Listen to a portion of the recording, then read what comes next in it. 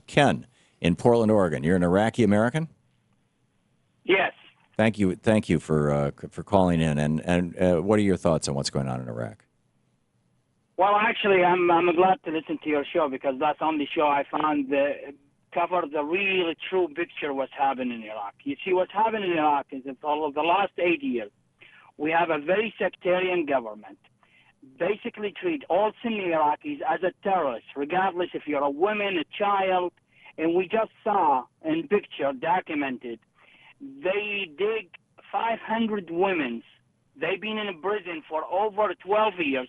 They've been raped and they've been mistreated, and they've been in secret prison by militia belong to al-Maliki.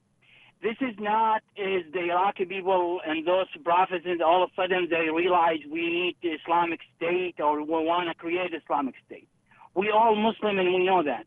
What's happened is we've been imprisoned, we've been out of jobs, we've been being mistreated as second-class citizens. If that government is ruled and by the Iranians, imagine a government in Baghdad cannot form government unless it take approval from the Ayatollah in Iran. Right. Khomeini pictures, Iranian picture all over the world. Iranian militia is controlling every aspect of life. This idea is that ISAF or the terrorist group, all of a sudden uprising, the uprising has been over a year and a half and it was protested and peacefully.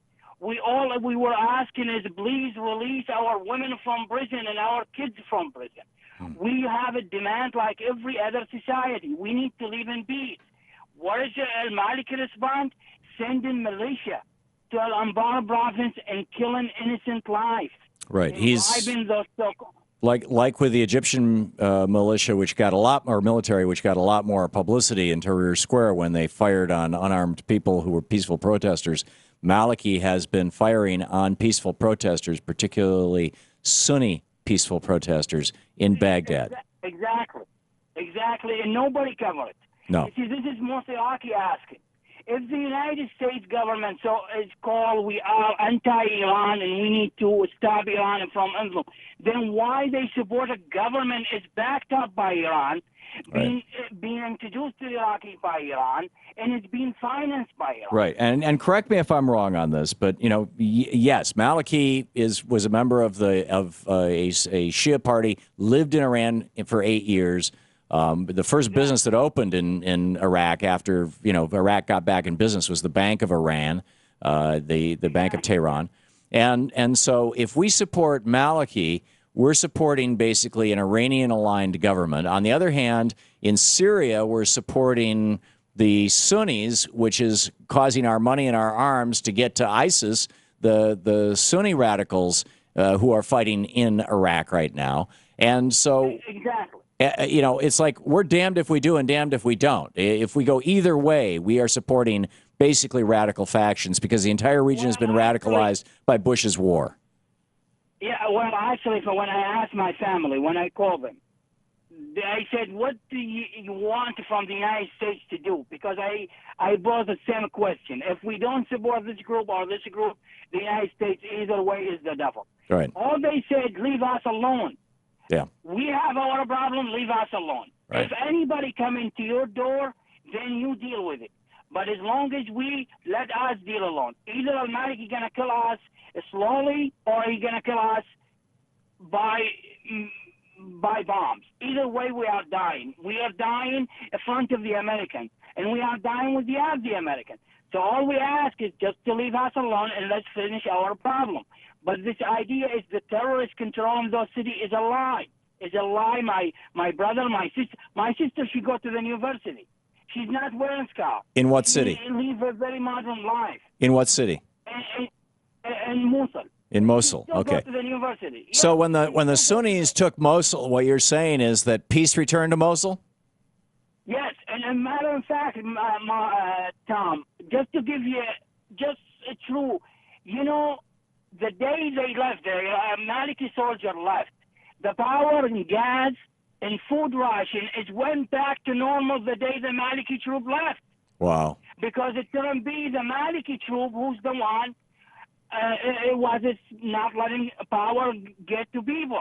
Right. And I'm not.